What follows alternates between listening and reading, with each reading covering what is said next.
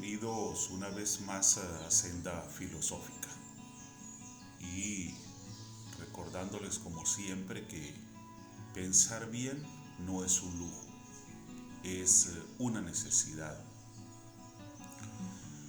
Hay tres conceptos que considero yo que son realmente difíciles y ciertamente es de esa manera de manejar en cualquiera de los ámbitos de la existencia. Conceptos que hasta ahora no han tenido una forma, vamos a decirlo de esta manera, definitiva, puntual, única, lineal, que genere un consenso universal. Porque son tres abstracciones de las que realmente se ha tratado a lo largo de la historia de la humanidad, pero sobre las cuales nunca jamás se ha llegado a un punto definitivo. Les estoy hablando de la verdad, la conciencia y la filosofía. Son tres temas verdaderamente apasionantes, universalmente abarcadores, diría yo, y objeto de estudio en cualquier ámbito, lugar, época, pero siempre en medio de un debate permanente, porque no hay, como les acabo de expresar, una línea de definición concreta y definitiva sobre cualquiera de ellos. Pero importantísimos, demasiado importantes como base de reflexión filosófica y desde distintos campos, porque tampoco las definiciones que existen sobre verdad, conciencia o filosofía se manejan desde una sola perspectiva. Y como he mencionado en videos anteriores, nuestra cambiante realidad, el proceso evolutivo de la humanidad, del pensamiento del hombre, llevan también a que exista una variación desde lo interpretativo y la posibilidad de definir o conceptuar qué es verdad, qué es conciencia, qué es filosofía. De esta manera les doy la bienvenida a Senda Filosófica y hoy voy a iniciar una serie de disertaciones sobre la verdad. Existe demasiado material de apoyo para argumentar el tema, pero ojo, hay que tener cuidado, hay que saber seleccionar y tratar el tema, yo diría desde mi perspectiva, que sobre todo con paciencia y precaución. Porque hablar de verdad, hablar de conciencia o hablar de filosofía debe hacerse con mucho cuidado. Son temas, sobre todo el tema de la verdad. ¿Cuántas personas se han dicho o se han autodefinido como poseedoras de la verdad? Demasiado importante. Bienvenidos a Senda Filosófica. Por favor, suscríbanse. Si no lo han hecho, suscríbanse al canal, denle like a los videos y dense un paseo por las distintas disertaciones que se han hecho hasta ahora en Senda Filosófica, para que se hagan partícipes de este proyecto, de este interesante proyecto educativo. Entro entonces en materia con el tema que me ocupa hoy. Uno de los momentos más estelares en la historia de la humanidad es aquel en el que, habiendo sido llevado Jesús de Nazaret frente a Pilatos, este último lo somete a un interrogatorio. Y como parte de este interrogatorio, surge de parte de Pilatos la pregunta: ¿qué es la verdad? Bien, aquí tengo ya la imagen de referencia, el contenido, y de esta manera empieza ya de lleno mi disertación sobre la verdad. La verdad, solo sé que no sé nada. Decidí enlazarlo con la famosa frase de Sócrates, porque recordemos que Sócrates fue quien de manera más universal y directa nos dijo: queremos ser humanos, reconozcamos nuestra propia ignorancia. Y fue también quien nos invitó a una vida de examen permanente. Una vida sin examen no merece ser vivida. Recordemos que Sócrates consideraba su misión de enseñar como una tarea asignada por el dios Apolo del oráculo de Delfos, luego de que se le hubiera dicho que el oráculo lo había testimoniado a él como el más sabio entre los hombres, y donde él indefectiblemente llegó a la conclusión de que lo único que podía hacerlo más sabio que los demás hombres era reconocerse como ignorante, no creer saber cuando en realidad no sabía. Muy bien, entonces tenemos acá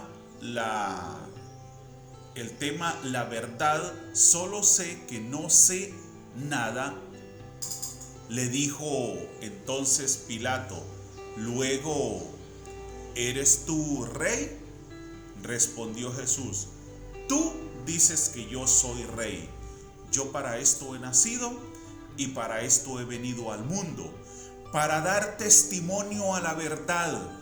Todo aquel que es de la verdad oye mi voz. Fíjense ustedes, Jesús se presenta como testigo de la verdad y deja claro de una vez que quien pertenece a la verdad oye su voz como testimonio de esta última. Le dijo Pilato: ¿qué es la verdad? Y cuando hubo dicho esto, salió otra vez a los judíos y les dijo: yo no hallo en él ningún delito. Este es el del Evangelio de Juan, el capítulo 18, versículo 38. Este famoso pasaje del interrogatorio de Pilatos a Jesús de Nazaret. Por supuesto que este momento ha sido objeto de muchos análisis, pero yo, de manera demasiado resumida, he tomado simplemente un mínimo extracto donde, entre otras cosas, se sugiere que la intención exacta de Pilato ha sido objeto de debate entre los estudiosos sin una conclusión firme. Y esto va con lo que dije desde el principio. Su declaración puede haberse hecho bromeando que el juicio era una burla, o puede haber tenido la intención de reflexionar sobre la posición filosófica de que la verdad es difícil de determinar. La palabra griega traducida como verdad en las traducciones al español es aletheia, que literalmente significa indisimulada y connota la sinceridad, además de objetividad y realidad. No en una, en muchas fuentes se habla sobre el hecho de que para Pilatos el juicio de Jesús era como una tontería, como una broma, como una payasada, porque la verdad, Pilatos no veía en Jesús un peligro.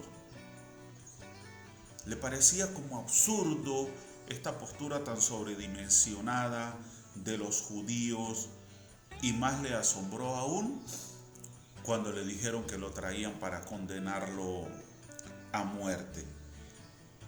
Y por esta línea se va un poco la posible interpretación del momento, pero sobre todo se nos destaca que Pilato pudo haber tenido la intención de reflexionar sobre el hecho de que ¿quién puede decir realmente qué es la verdad? Prácticamente nadie. Quise empezar con este interesante pasaje como referencia para entrar al tema de la verdad, al menos en lo que se va a exponer hoy, en lo que se va a disertar. Del latín veritas, que traduce el griego aletheia, ahí lo tenemos 3 veces, compuesto de negación, y la raíz del verbo lanzano, estar oculto. Por tanto, lo que está patente. Es la conformidad entre lo que se dice, piensa o cree y la realidad, lo que es o lo que sucede.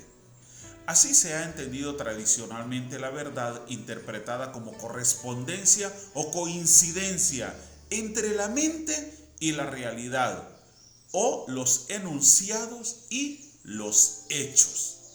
Entonces, mi intención es mostrar una forma ordenada, sistemática, técnica, clarificadora sobre la visión de la verdad, sobre el concepto de la verdad.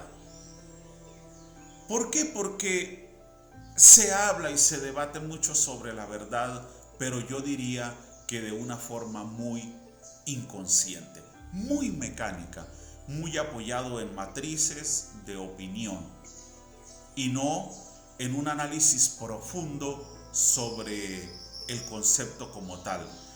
En este sentido estricto, en relación a lo anterior, es la correspondencia de una proposición o enunciado con los hechos.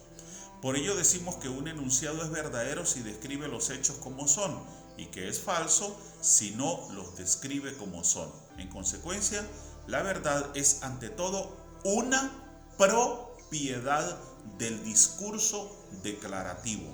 Lo verdadero o lo falso pertenece a los enunciados o proposiciones y no a los hechos. Es pues un concepto puramente epistemológico.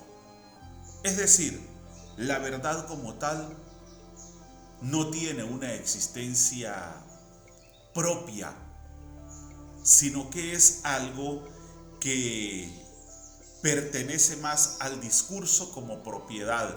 Y fíjese que se nos aclara acá, se nos dice que el discurso declarativo, ¿ok? Es decir, el discurso que enuncia, que dice, que sugiere, que propone algo en relación a la realidad. Eso es la verdad, una propiedad del discurso. Y acá se nos habla desde esta perspectiva. Decir que la verdad es una propiedad del discurso declarativo es una perspectiva desde el punto de vista epistemológico, es decir, desde el punto de vista del conocimiento. Entonces ya acá empezamos a clarificar una de las nociones sobre lo que es la verdad, pero sobre todo entender que se maneja como una noción de correspondencia entre lo que yo pienso o creo y la realidad, lo que es o lo que sucede. Ahora bien, así lo ha entendido fundamentalmente la tradición, desde Aristóteles, para quien la verdad consiste en afirmar lo que es y en negar lo que no es. Eso es lo que nos dice Aristóteles. Y la escolástica medieval, que la define como la adecuación entre el entendimiento y las cosas, desde la perspectiva de Tomás de Aquino, hasta los lógicos modernos, entre ellos Tarski, que ha aceptado este concepto de verdad como correspondencia y lo ha liberado de todas las connotaciones metafísicas, construyendo la denominada teoría semántica de la verdad. ¿Ok? Es decir, un concepto de adecuación, de correspondencia. Y cuando se nos dice acá que Tarski ha aceptado este concepto y que el concepto ha sido liberado de connotaciones metafísicas, o lo que se nos quiere decir es que hay un análisis lógico, racional sobre lo que es la verdad, y no se la atribuye a ningún ente, a una divinidad, a una supranormalidad. No hay, por decirlo de alguna forma, un origen divino ajeno a nosotros, ajeno a la realidad misma, sobre el que recaiga la responsabilidad o la definición de la verdad como tal, sino que es un concepto de adecuación desarrollado por el hombre como cualidad o propiedad del lenguaje discursivo, del discurso declarativo. Sin embargo, no todos los enunciados verdaderos lo son por su correspondencia con los hechos. También es importante aclarar esto. Mañana lloverá o no lloverá. Nada tiene que ver con la realidad y sin embargo es un enunciado verdadero. ¿Por qué? Porque solamente existen dos posibilidades. Acordémonos del tercero excluido, ¿ok? Mañana puede que llueva o puede que no llueva. Busquemos una tercera posibilidad, no la hay. Es un enunciado, ¿ok? A ver, permítanme ubicarme nuevamente acá. Esto es lo que se llama una verdad lógica, ¿ok? Porque tiene sentido. Cualquiera lo puede pensar. Es posible que mañana llueva, es posible que mañana no llueva. Esto último hace plausible la denominada teoría de la coherencia de la verdad. La teoría de la adecuación o correspondencia debe complementarse con la de la coherencia y aún con la teoría pragmática de la verdad. Es decir, tiene que haber un sentido y tiene que haber algo de práctico en la forma como vemos la verdad, ¿ok? Y esto es muy importante. ¿Por qué? Porque no podemos enfocarlo estrictamente como una teoría mecánica que aprendemos, que memorizamos. No, si algún tema es susceptible de ser analizado en profundidad y debería ser comprendido, es el tema de la verdad. Y acá se nos deja muy claro esto cuando se nos dice que se habla de verdad lógica, que tiene que existir una coherencia, una adecuación, una correspondencia y un aspecto pragmático, un aspecto práctico funcional en la aplicación, incluso en la interpretación sobre el concepto de la verdad. No siempre se ha dado al concepto de verdad esta consideración simplemente epistemológica, es decir, desde el conocimiento como propiedad del discurso. Las distintas acepciones de verdad a lo largo de la tradición filosófica occidental se deben a influencias de la tradición bíblica y de la primera filosofía griega. En los comienzos de esta última, es decir, de la primera filosofía griega, aparece ya en el poema de Parménides la noción de verdad, aletheia, opuesta a la de simple opinión, doxa, como ligada a la del ser, on, y a la del decir, logos. De modo que el pensar y el ser han de ser lo mismo. Acá he colocado el texto, acá dice ver texto y he colocado el texto como referencia que apoya lo que acabo de explicar, ¿no? El texto dice lo siguiente, de Parménides: pues bien te contaré, tú tras oír mi relato, trasládalo, las únicas vías de investigación pensables. La primera, ¿qué es y no es no ser?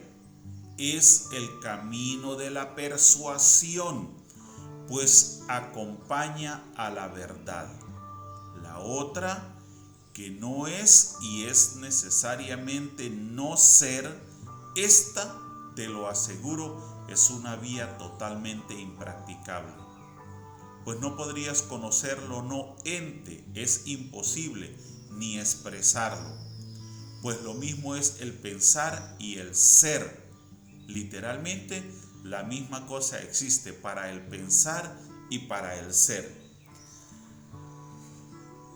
Hay una inevitable complejidad en la forma de escritura de estos filósofos presocráticos, y no solamente de ellos, también en Platón, en Aristóteles, en Sócrates, en los posteriores, hemos encontrado esa permanente complejidad. Pero Para resumir esta idea, para Parménides el ser y el pensar eran la misma cosa. ¿Cómo puedo explicar esto de una manera simple? Solo se puede pensar lo que existe. Lo que no existe no es pensable. ¿Qué es lo que no existe? Me preguntaba en una oportunidad mi gran amigo y filósofo Néstor Osorio. ¿Cómo respondemos a eso? No somos capaces de definirlo. Entonces, esto es un poquito para explicarles y clarificarles la postura de Parménides. Lo que se piensa es. El pensamiento no puede ir más allá de lo que es. Bien, así de sencillo. Entonces, a esto se refiere Parménides. ¿Ok? Entonces, es por eso que acá se nos habla de una diferencia entre la verdad y la simple opinión. No es lo mismo opinar que decir la verdad, como expresión de correspondencia entre el pensamiento y la realidad, entre las proposiciones y lo que es. Entonces, esto por supuesto es muy interesante. La idea de verdad como relación simétrica de coincidencia se presenta por primera vez explícitamente en Platón. Aunque este autor no desarrolla ninguna teoría específica al respecto, según Platón, el discurso logos que manifiesta la realidad es verdadero. Seguimos entonces hablando de coincidencia. Aristóteles interpreta esta relación como el juicio que une o separa lo que en la realidad está unido o separado, es decir, el juicio que expresa la realidad tal como es. Son los comienzos de la llamada teoría de la coincidencia o correspondencia. Ya no hablamos solamente de adecuación, sino que hay dos términos acá más precisos, coincidencia o correspondencia. Y aunque pudiera parecer lo mismo, pero hay como una expresión de mucha más estrecha relación acá, en términos de correspondencia concretamente, entre lo que se expresa y la realidad, entre lo que se manifiesta y lo que es verdadero. Esto desde la perspectiva de Aristóteles. Y por supuesto también hay un texto que apoya esta explicación y lo tengo acá y dice lo siguiente. Pero el ser propiamente dicho es sobre todo lo verdadero. El no ser lo falso, la reunión o separación. He aquí lo que constituye la verdad o la falsedad de las cosas. Por consiguiente, está en lo verdadero el que cree que lo que realmente está separado, que lo que está unido, pero está en lo falso el que piensa lo contrario de lo que en circunstancias dadas son o no son las cosas. Por tanto, todo lo que se dice es verdadero o falso, porque es preciso que se reflexione sobre lo que se dice, No porque creamos que tú eres blanco, en efecto, sino porque eres en efecto blanco. Y al decir nosotros que lo eres, decimos la verdad. Esto es parte de la metafísica de Aristóteles. Y es un ejemplo directo de lo que se nos expresa en la explicación anterior. La relación simétrica de coincidencia, ¿ok? El juicio que une o separa a lo que nosotros decimos de la realidad. Si hay una coincidencia entre lo que decimos y lo que es, eso es una verdad. Pero si no la hay, no tenemos nada que hacer. Si yo digo, por ejemplo, que en este momento este foco está apagado, fíjense qué simple lo plantea Aristóteles. Es verdad, porque hay una coincidencia entre lo que digo y lo que es. Yo digo el foco está apagado y está apagado. Bien, entonces es muy importante esto. Pero si estando apagado dijera lo contrario, el foco está prendido, estando apagado, me alejo definitivamente de la verdad. Es otra forma de ilustrar lo que dice Aristóteles. En el Nuevo Testamento la verdad se refiere ante todo a la fiabilidad o fidelidad de Dios, a la palabra de Dios, al Evangelio y sobre todo a Jesucristo en quien se sustantiva. Dios o Jesucristo son la verdad. Entonces fíjense ustedes que acá esto es demasiado interesante porque no olvidemos lo que se dijo al principio. ¿Cuáles son las dos líneas fundamentales en las que se basan o argumentan las interpretaciones de la verdad a lo largo de la historia del hombre? La Biblia y todo el desarrollo filosófico de los griegos. ¿Ok? Entonces, acá llegamos al punto de hablar de Jesús de Nazaret. ¿Ok? En quien se sustantiva la verdad. Entonces, cuando se nos dice que en Jesús de Nazaret, Dios o Jesucristo son la verdad, es que prácticamente ellos son la personificación, desde la perspectiva del Nuevo Testamento, de la verdad. Solo en Dios, solo en Jesús de Nazaret puede residir la verdad. Y esta pues es una postura indudablemente muy interesante. ¿Por qué? Porque como nos dice el texto, es una expresión de fiabilidad, de confianza, de fidelidad, de fe en Dios. Yo confío en que Dios es la verdad, en que Jesucristo como su Hijo es la verdad. Ahora, en relación a esta postura y en relación a la postura anterior de los griegos, al menos dentro de lo que hemos venido hablando, sobre la verdad, la correspondencia, la adecuación, la coherencia, la relación, la coincidencia. El neoplatonismo, es decir, la nueva visión de Platón va a unir estos dos caminos, el camino griego y el bíblico. De modo que para San Agustín de Hipona, la verdad es tanto el nous, la inteligencia neoplatónico, como el logos, la palabra del Nuevo Testamento. Es decir, para San Agustín, ambas posturas tienen un valor. Con ello, la verdad adquiere un rango ontológico, es algo que la mente descubre.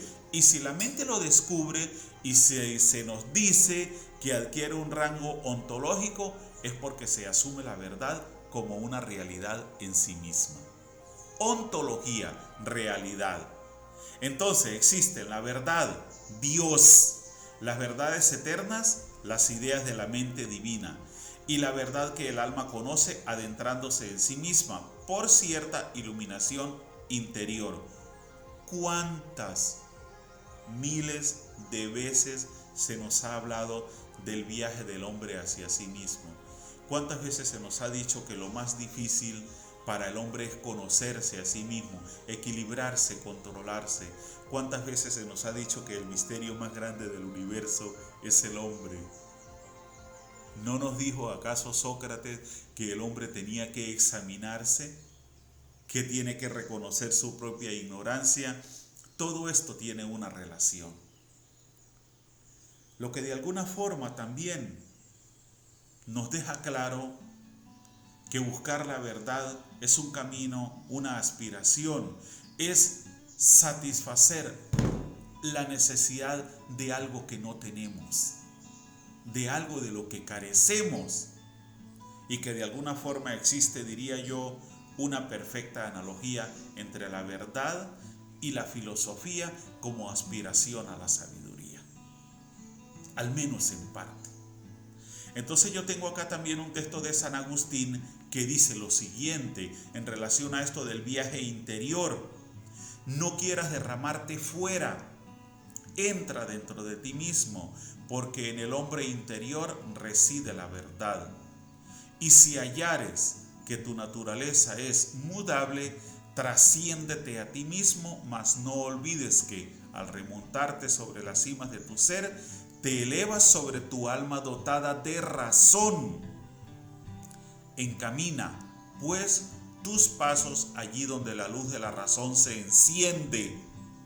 Pues, ¿a dónde arriba todo buen pensador sino a la verdad, la cual no se descubre a sí misma durante el discurso, sino es más bien la meta de toda dialéctica racional?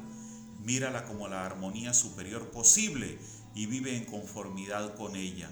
Confiesa que tú no eres la verdad, pues ella no se busca a sí misma, mientras tú le diste alcance por la investigación, no recorriendo espacios, sino con el afecto espiritual, a fin de que el hombre interior concuerde con su huésped.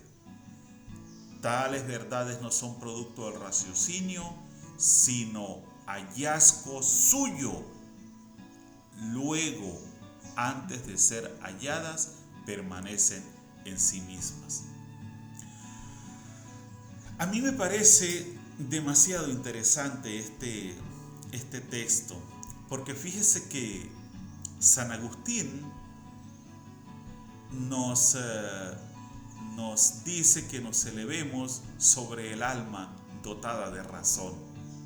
Ahí viene la parte espiritual, la parte de relación con la divinidad, diría yo. Pero también hay una cosa muy importante que él nos destaca y nos dice: la verdad no es producto del raciocinio, es decir, yo la verdad no la descubro desde mi razón, no la construyo, desde mi razón. La verdad es un hallazgo. Yo descubro la verdad a través de la razón, no la construyo, pero mientras no la descubro, ¿dónde permanece la verdad? Depositada, residiendo en sí misma. Esto es demasiado genial, porque es tan increíble cómo enlaza, y por eso se nos dice acá que se unen los dos caminos, el griego y el bíblico. Entonces asumo la verdad como algo que se alimenta, ¿ok? Desde la inteligencia, pero apoyado también en un rasgo de divinidad. Es decir que de alguna manera esa verdad que yo descubro no construyo con la razón, según San Agustín, terminaría siendo una revelación. Si no soy yo quien la construyo, sino que hago un descubrimiento de ella, ese descubrimiento en sí mismo es el momento en el que a través de la razón la verdad se me revela, la consigo. Entonces esto es muy, muy importante. Y ya para finalizar la disertación de hoy, la Edad Media hace de la verdad uno de los trascendentales del ser, una de las propiedades que todo ente tiene. Lo que es, por el mero hecho de ser, es verdadero. Esto es inteligible, siendo Dios la razón última de la verdad o inteligibilidad de todo ente. Con Guillermo de Ockham y el nominalismo de la crisis de la escolástica, los trascendentales medievales se convierten en meros nombres o conceptos, con lo que empieza a hablarse simplemente de la verdad epistemológica y de la verdad lógica. Acá lo que necesito destacar es primero se nos habla de la verdad como expresión del ser.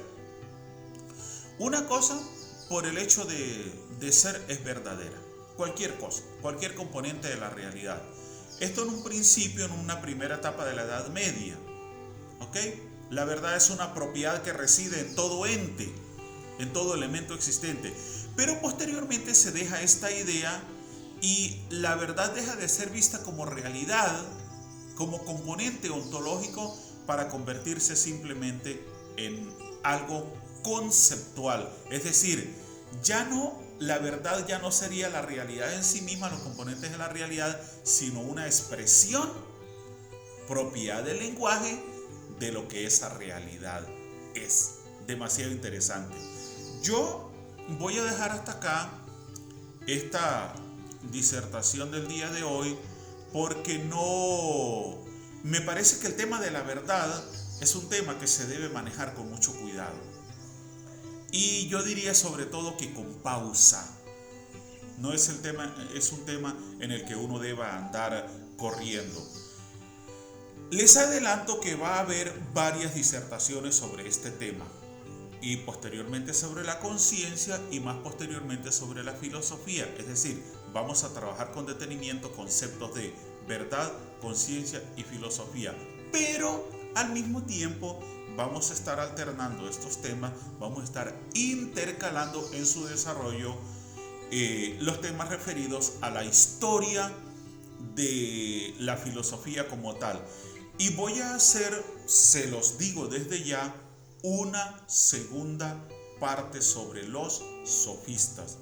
Un video, una disertación que tuvo una excelente receptividad.